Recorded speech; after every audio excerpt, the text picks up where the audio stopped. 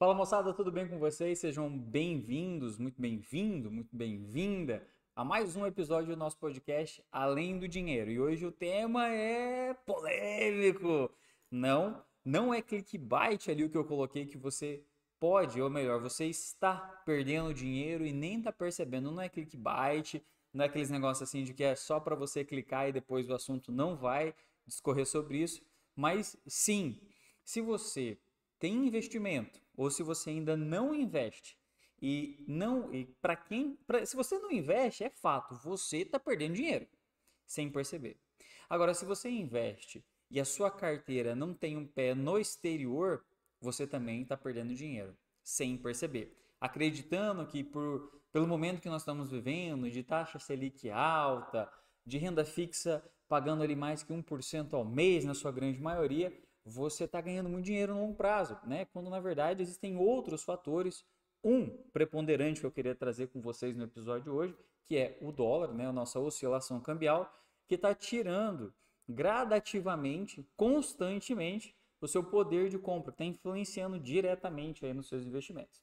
Pessoal, então sejam muito bem-vindos. Se você não me conhece, é a primeira vez que você está assistindo aqui o podcast, eu me chamo Diego Rufino, eu sou mentor e planejador financeiro e ajudo pessoas como você, né, famílias aí como a sua família, a potencializarem seus investimentos, a construir um patrimônio que vai ajudar vocês a ter uma vida futura mais tranquila. Aliás, desde já, né, desde o presente, viver melhor o dinheiro, a relação com o dinheiro, organizar melhor os seus investimentos para que vocês tenham lucro, para que vocês ganhem dinheiro com seus investimentos. Né? E o assunto de hoje tem uma correlação muito direta. Em alguns momentos aqui no podcast nós vamos falar sobre comportamento. Eu quero logo em breve começar já a fazer as agendas das entrevistas, trazer outras pessoas para conversar comigo sobre assuntos que vocês têm mandado. Mas hoje eu quero falar sobre esse assunto, tá? O que me despertou a atenção sobre esse tema, pessoal? De que você pode, né? Se você não investe, você está perdendo, tá? E se você investe, você pode estar perdendo dinheiro se você não tem uma carteira internacional. Eu sempre tiro ali momentos do dia para estudar, para entender um pouco mais, ver as notícias, o que estão acontecendo, o que está acontecendo no mercado financeiro. E me deparei com uma notícia da FGV, que é um estudo, né, que a FGV fez sobre como que o câmbio, como que a oscilação do câmbio, ela pode impactar na cesta de consumo do brasileiro. E principalmente eles estratificaram isso por camada, por renda. Então, assim, onde que impacta mais? É renda mais baixa, renda mais alta? Né? A gente escutou aí alguns comentários, né, muito perniciosos dos nossos governantes dizendo que o brasileiro ele não come em dólar, que o brasileiro ele não compra dólar, que ele não viaja para o exterior, né, que o pobre ele não compra dólar. Será que é verdade mesmo? Né? Será que realmente é, o brasileiro ele não tem, o brasileiro médio ele não sofre nenhuma influência do dólar? É só quem viaja para o exterior, é só quem tem renda alta que sofre influência do dólar? É o que a gente vai conversar hoje. E esse estudo traz essa questão que eu vou discutir com vocês e ser assim, uma forma de, por mais que vai ser um pouco mais técnico, mas chamar a atenção para isso, sabe? O brasileiro, né, ele sofre de um viés muito comum chamado viés doméstico. O que é isso? Na média, nós somos top 10 países que mais investem dentro do próprio país. Ou seja, toda a carteira de clientes, né? Então, por exemplo, toda vez que entra um mentorado na mentoria de investimentos, eu vou fazer o primeiro diagnóstico para tirar uma foto da carteira de investimentos que ele criou, ou que o gerente do banco orientou para ele, ou que aquele assessor muito amigo, né? É, como sempre, né? O filho de um amigo de um parente, né? O marido da esposa de uma amiga, mandou quando eu olho para a carteira de investimentos, ela está 100% nacional. Né? Ela é 100% nacional, quando não tem alguns absurdos. Aliás, eu já disse no podcast anterior, né? Um cliente que tinha uma idade avançada e os produtos eram todos travados para 10 anos. Então, assim, eu sempre faço esse pré-diagnóstico para daí definir a trilha e o plano de ação que nós vamos fazer, né, durante toda a mentoria, para que ao final o mentorado ele consiga tomar as próprias decisões de investimento e tenha uma carteira que reflita a realidade daquela pessoa. Se ela tem filhos, se ela quer ter filhos, se ela quer morar no Brasil, se ela quer morar no exterior. E aí eu sempre vejo esse viés falando muito alto. O brasileiro ele investe muito no Brasil. Quanto, por exemplo, os Estados Unidos, A maioria das carteiras tem ali em torno de 25% fora do próprio Estados Unidos, que é um país onde a gente aqui no podcast de hoje, é que eu vou falar para vocês mandarem um recurso para lá. Então vejam, eles mesmo com uma economia muito forte, têm o costume de colocar uma parte, né, ali um quarto dos investimentos fora. E a gente acaba deixando, a gente quando eu digo brasileiro, né, ele acaba deixando muito dinheiro dentro do próprio país.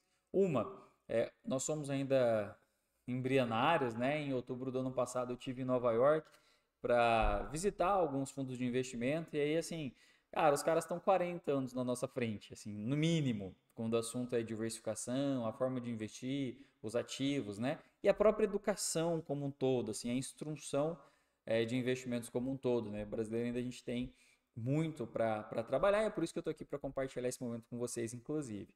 Então, assim, às vezes eu lembro, né, pessoal, para quem ainda não me conhece, e eu trabalhei muito tempo em banco, tá? Eu trabalhei em banco público quase 10 anos, tive um período no banco privado. E muitas vezes, quando os colegas vão oferecer investimentos para os clientes, e não é por mal não, tá? Não é por maldade, não é por sacanagem, eles investem aquela carteira que está ali. Os fundos, CDB, LCI, LCA, que estão ali por quê? Primeiro que eles são generalistas, né? A instituição molda generalistas. Não é porque a pessoa é mal novamente, assim, é porque, cara, ele tá ali ao mesmo tempo que às vezes o colega ele tem que captar um recurso de um cliente e falar sobre investimentos, ele tem que trocar a senha de outro, pagar um benefício e liberar um financiamento habitacional. Então não tem como você ser especialista. Eu sempre falo, é um oceano de conhecimento com a profundidade de um tornozelo.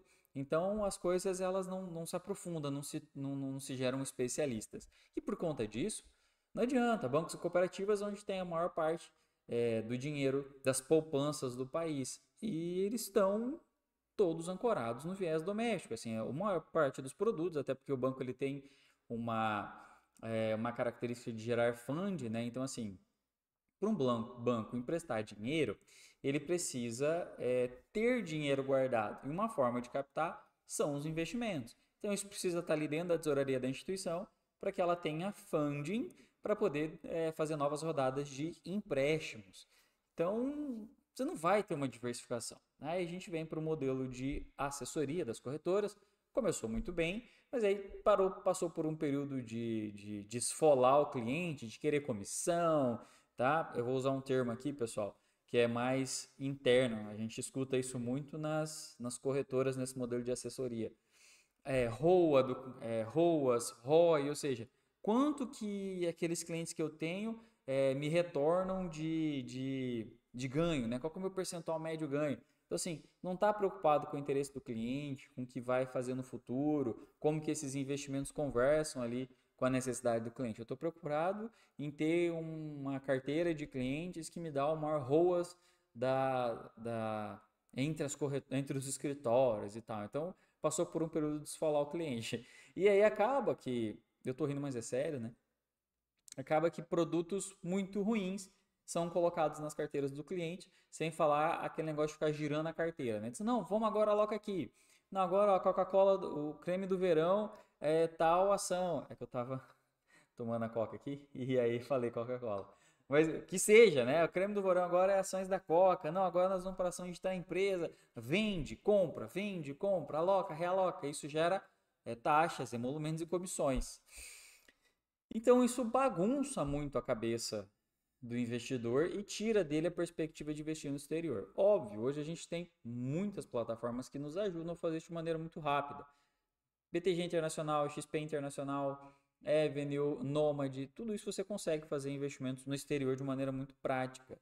Mas ainda assim, falta um certo background nosso, né, do brasileiro, para poder fazer esses investimentos. Então, assim, e muitas falácias, né? Por exemplo, uma delas que eles trazem no estudo, né?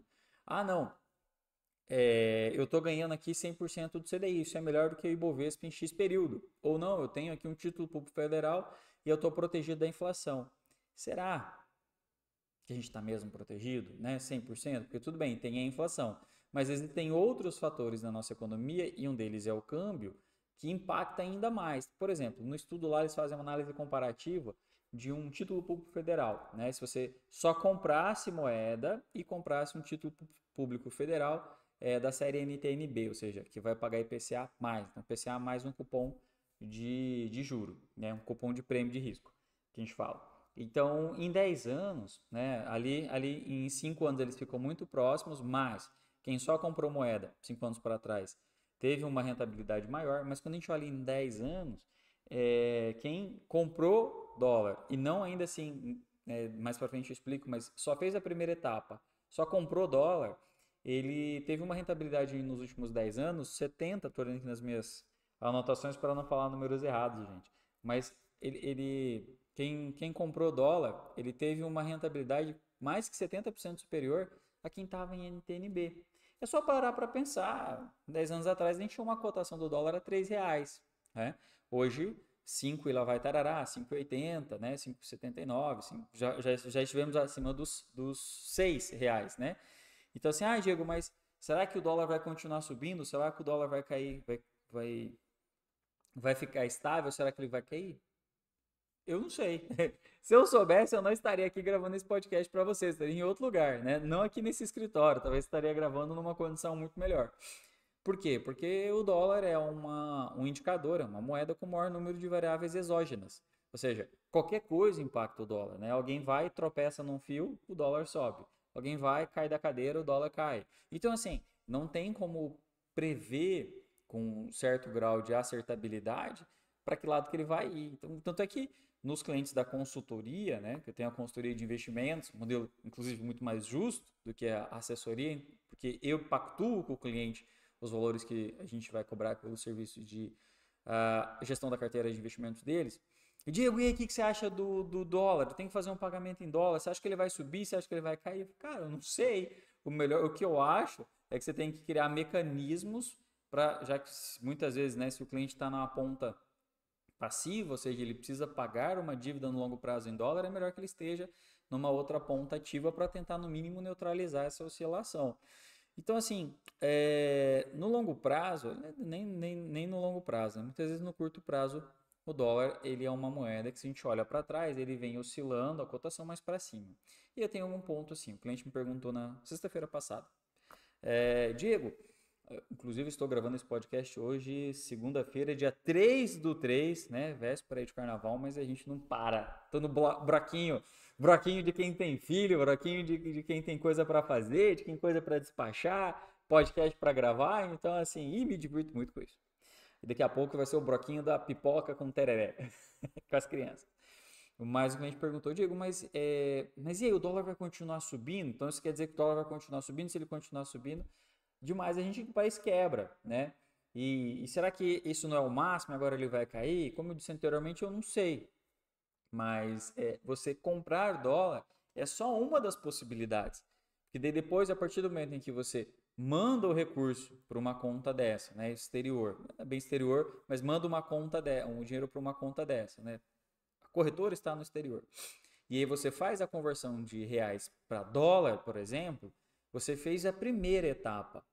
E aí, se a gente olhar 10 anos para trás, onde estava a cotação para o que está hoje, de fato, a valorização é interessantíssima. Agora, uma vez que esse recurso está numa conta, está numa corretora, você não tem por que deixar ele parado em conta corrente. Depois disso, você pega e faz a segunda etapa, que é alocar ele num ativo americano. Então, você tem rates, ETFs e stocks, que são as ações. Já eu volto nesse assunto, prometo para vocês. Mas antes, até seguindo, né? Voltando no nosso amigo que fez esse comentário, né? Que não era para se preocupar com a variação do dólar, porque isso é coisa de rico, que o pobre não come em dólar. Aí o estudo refuta isso de uma maneira muito assim, tranquila, muito nítida, é fácil de entender. E que, infelizmente, como sempre, são as classes mais baixas, né, com rendas inferiores, as que mais sofrem com a variação do câmbio. Até porque é o seguinte, se a gente for pensar assim, quais são os produtos da cesta básica, né? São commodities, então nós estamos falando do arroz, nós estamos falando da farinha, nós estamos falando do óleo, que eles são commodities e que são negociadas em dólar. Então, quem tem a renda mais baixa, ele está num sistema de que ele não tem outra opção, ele vai consumir aquela cesta de produtos básicos, né? Da cesta básica, né? São cestas de produtos básicos. Por quê? eu não tenho ângulo, eu não tenho renda sobrando o suficiente para fazer uma outra escolha em detrimento de um produto que aumenta de preço. No máximo, o que falaram aí, né, de deixa de comprar. Beleza, a água tá cara, deixa de tomar água. Né? Beleza, o arroz tá caro, para de comer arroz, né? Começa a comer farinha. Né? Enfim, nem vou entrar nesse assunto aqui, senão a gente vai enveredar por outro campo. Mas é só ter um pouco de bom senso, né? Ele não tem opção. Então, o que acontece? Nesse estudo, infelizmente, a renda mais baixa é quem mais sofre impacto com a variação do dólar, quase 14%. Então, quase 14% de que a camada de renda mais baixa consome sofre influência do dólar. Né? E aí, ao passo que vai até 11% da renda mais alta. Então, veja só, né, que interessante. O pobre não come em dólar, pode ser que ele não compre dólar, mas tudo que ele consome, ou boa parte do que ele consome, ao passo de relação de 14%, sofre variação de preço por conta da variação cambial. E quem tem renda mais alta, que inclusive tem gastos no exterior, sofre impacto menor, porque ele tem condições de fazer alterações ali no seu padrão de consumo para poder escapar dessa variação. Né? Então, de novo, né, quem tem menos renda sofre mais com isso. Então, sim, o pobre come em dólar. O pobre, ele não compra as coisas em moeda estrangeira, mas as coisas que ele compra sofrem com a oscilação da moeda estrangeira. Então, para você que está me ouvindo aqui hoje, está me vendo, né? A gente está trocando essa ideia no podcast. Você ainda não investe, quando você começar, você já tem que pensar em dólar e saiba, você está perdendo dinheiro, não só pela inflação, mas também pela oscilação cambial. E se você já investe, você vai olhar para a sua carteira de investimentos agora. Né? Agora não, espera terminar aqui. Prometo que não vou demorar muito, questão de 2, 3 horas. Você olha para a sua carteira de investimentos e não tem nenhum ativo internacional, você está moscando. Você está perdendo tempo e está perdendo para a variação do dólar, achando que está protegido de alguma forma, né? Pela renda fixa, por alguns outros ativos, mas está perdendo também, porque a oscilação do dólar ela cresceu nos últimos 10 anos numa velocidade maior do que os seus investimentos. Então, por isso que é importante você ter essa carteira internacionalizada. E aí vem qual que seria? Então, beleza, Diegão. Qual que é o número mágico? Né? E aí começa a parte que é muito triste, que seria cômica se não fosse trágica. Né? Qual que é o número mágico? 17%, em torno de 17%. Para quem? Renda mais baixa. Né? Quanto que a pessoa que tem a renda mais baixa teria que ter em moeda estrangeira para neutralizar, para sair 0-0 nesse jogo? 17%. Agora, pô, vemos e convenhamos. Grande parte do brasileiro, ele subexiste, né? Ele rala ali o mês inteiro, trabalha o mês inteiro para sair com as contas zeradas, com as contas equilibradas. Às vezes ele até precisa de usar outros subterfúgios, né? Pô, acesso ao limite da conta, usa o cartão de crédito, né? Faz ali aquele malabarismo que só o brasileiro sabe fazer. Agora, como é que essa pessoa vai separar 17% do que ela iria investir para investir em dólar? É impossível, né? Então você vê que um dos números mais altos é quem não tem condição de fazer nada. Então ele é duplamente penalizado. Primeiro porque tudo que ele consome ali até quase 14% sofre inflação, sofre influência do câmbio, né, na oscilação de preço. E segundo, ele deveria investir pelo menos 17% da sua carteira imaginária hipotética em dólar. Carteira essa que não existe, né? Infelizmente, para a maioria dos brasileiros não é realidade de existir. Né? E aí, para quem pode, quem tem uma renda média, né? Uma renda um pouco mais alta, o ideal é que fosse algo entre 17 e 18% para neutralizar. Aqui eu não estou falando nem de ter lucro, só para sair com soma zero. E aí, qual que seria o número mágico? Pelo menos 25%, que daí você neutralizaria os efeitos da oscilação e começaria a ter algum ganho. Diego, qual que seria o ideal? Né? O que eu tenho praticado com os meus mentorados, né? E o pessoal da consultoria de investimento? Analisando caso a caso, levar gradualmente até 25% e tendo espaço a gente aumenta aí para 40%, quem sabe até 50% da carteira com ativos internacionais. Isso não é uma recomendação de investimento, isso tem que ser analisado caso a caso, mas se a gente quer pelo menos neutralizar, em torno de 18%. Se eu quero ter um ganhozinho um pouco superior, 25%. Eu quero surfar essa onda, né? Aproveitar esse momento, podemos levar até 50%. Mas presta atenção, eu disse levar de maneira gradual. Qual que é um grande erro do investidor? É fazer um movimento único, de uma vez só. Assim.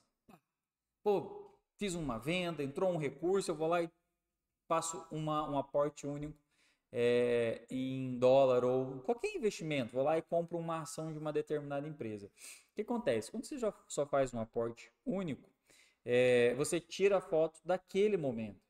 E com certeza aquela não vai ser a sua melhor alocação, aquele não vai ser o melhor preço, aquele não vai ser o melhor câmbio. Né? Por isso que eu disse gradualmente. Onde que está o grande segredo?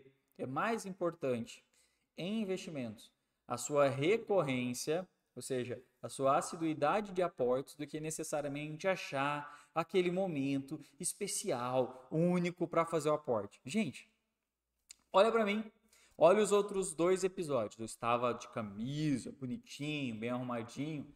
E eu olhei e falei, cara, preciso gravar o podcast. Hoje é segunda-feira, aqui no estado de Mato Grosso, agora 10 para as 11. Eu falei, eu preciso gravar esse podcast para o pessoal, né? Preciso compartilhar esse assunto. Estou aqui de gola polo, um pouco mais despojado, mas eu olhei e falei, eu preciso. Então vamos fazer agora. É o melhor momento? Não é o melhor momento. O próximo episódio vai ser melhor que esse? Com certeza. Mas esse episódio é melhor que os 2 primeiros? Com certeza também.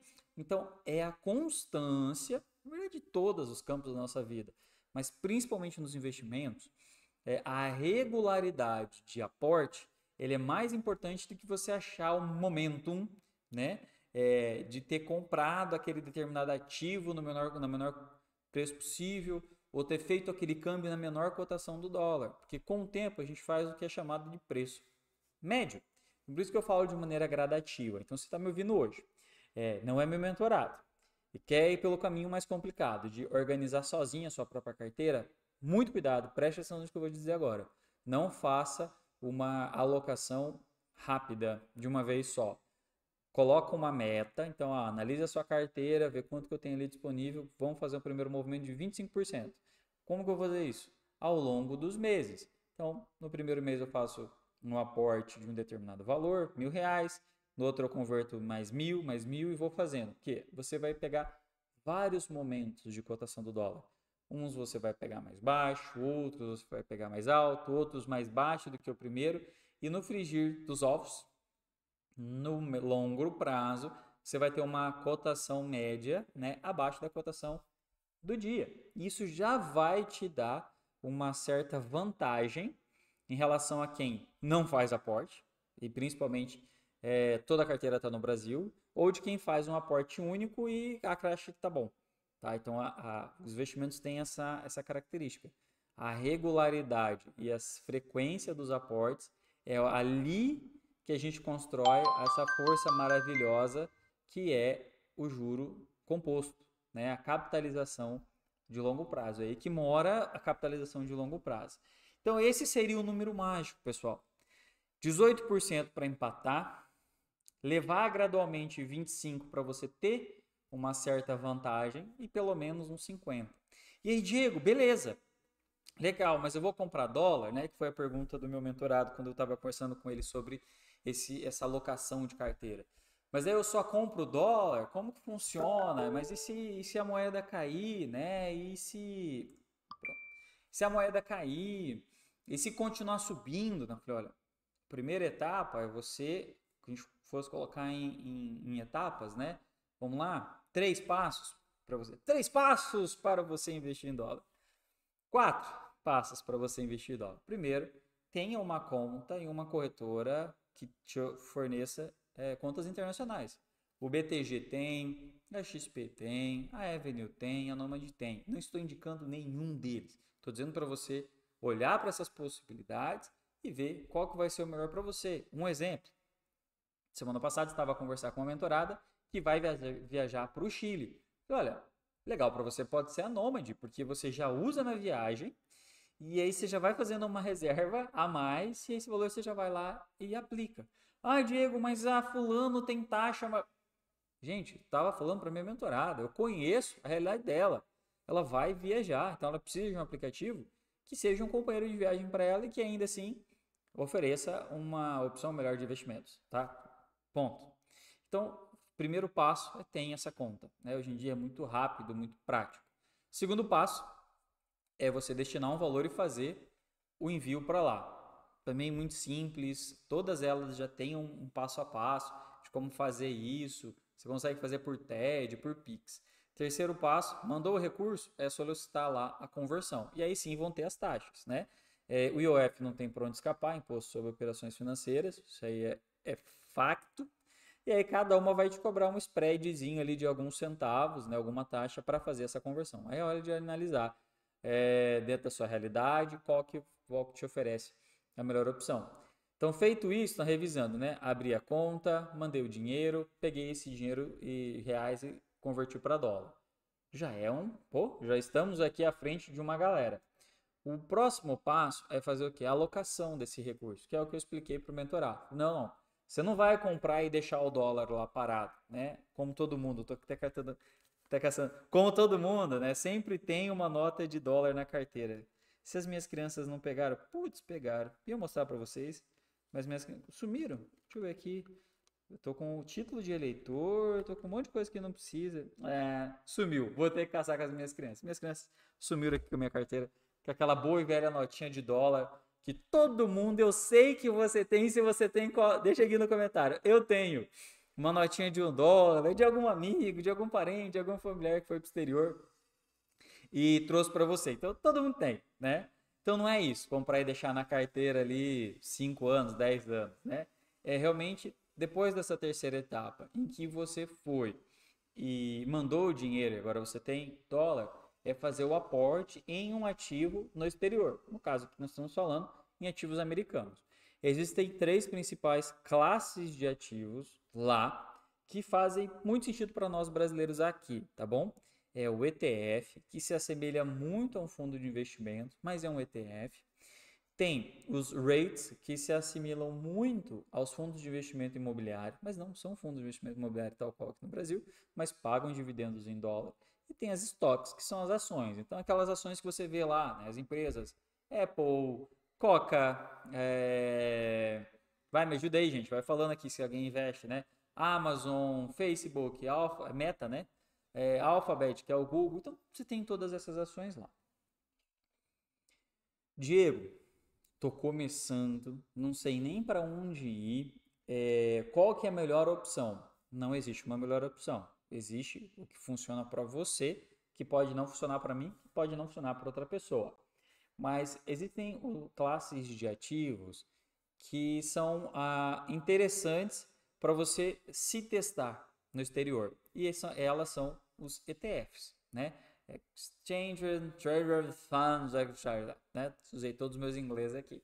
Mas são os ETFs. Assim, é uma boa pedida, tá? É uma boa pedida o ETF. Se a gente parar para pensar, aqui são os gestores que eu visitei, as escritórios de investimento que eu visitei em Nova York, que tem 30 anos de resultados positivos, 35 anos de resultados positivos em sequência é que vão fazer a administração desse recurso. Então, assim, estou entrando no mercado que eu não conheço. Estou fazendo investimento no ativo que ainda não tenho tanta afinidade, né? Não me é tão corriqueiro como, por exemplo, um fundo de investimento aqui no Brasil, um LCI e um LCA. Por onde eu posso começar? Uma boa pedida, isso não é uma recomendação. Você precisa estudar. Se você não tem tempo para estudar, se você não quer estudar, quer um caminho, um acompanhamento de alguém já passou por isso, fala comigo, deixa aqui nos comentários ou clica num dos links ali para falar comigo ou com alguém da minha equipe para a gente conversar, fazer uma reunião, um diagnóstico, entender sua necessidade. Mas um dos caminhos muito interessantes e muito usuais são os ETFs. Por quê? Os ETFs eles são fundos de índice. E americano tem fundo de índice para tudo, tá? Tem fundo de índice para tecnologia, tem fundo de índice para grandes empresas, tem fundo de índice para pequenas empresas, tem fundo de índice para empresas da indústria, tem fundo de índice setorizados, né, setoriais, como por exemplo energia. Então, um exemplo. Um dos índices mais conhecidos nos Estados Unidos é o S&P 500, né, que é o Standard Poor's 500, que ele agrega o resultado das 500 maiores ou principais empresas dos Estados Unidos. Tem como investir nele aqui no Brasil? Tem. Você investir na bolsa no IVV B11. Só que acontece, você está só espelhando o S&P 500. O recurso ainda está em reais, você tem um espelhamento do desempenho desse índice, mas ele está no Brasil e está em reais. Lembra que eu falei da oscilação, né? A moeda, o tanto que, por exemplo, para quem comprou dólar, ele valorizou acima do título público federal, e o quanto também que isso impacta no seu consumo? Nada disso vai estar neutralizado se você comprar cotas do IVV B11. Agora, você abre a conta, né, nessas corretoras que oferecem contas internacionais. Acho que o C6 também, depois eu vou corrigir essa informação, mas acho que o C6 também está oferecendo, acho que via JP Morgan, acho que o C6 também está oferecendo conta internacional, o Inter também oferece conta internacional. Mas enfim, você abriu a conta nessa corretora, aí você entra no ETF que replica esse fundo, por exemplo, né, o VOO, que ele é o ticker de um ETF que representa que você compra índice do S&P 500. Aí sim, você transformou o reais em dólar, o dólar que você tinha lá na sua corretora, você comprou um fundo de índice. É renda variável, não é renda fixa, é renda variável, oscila, tem risco de oscilação, tem tudo aquilo, né, risco de mercado, mas quando a gente olha no gráfico, por exemplo, o S&P 500, que a gente só vou dar ênfase nele aqui, ele, quando a gente olha no longo prazo, ele oscila, mas ele oscila sempre para cima, né, com rentabilidades expressivas, inclusive se comparados a outros ativos aqui no Brasil. Então, pessoal, esse é o caminho, né? Nunca foi tão fácil fazer esse tipo de investimento, nunca foi tão simples.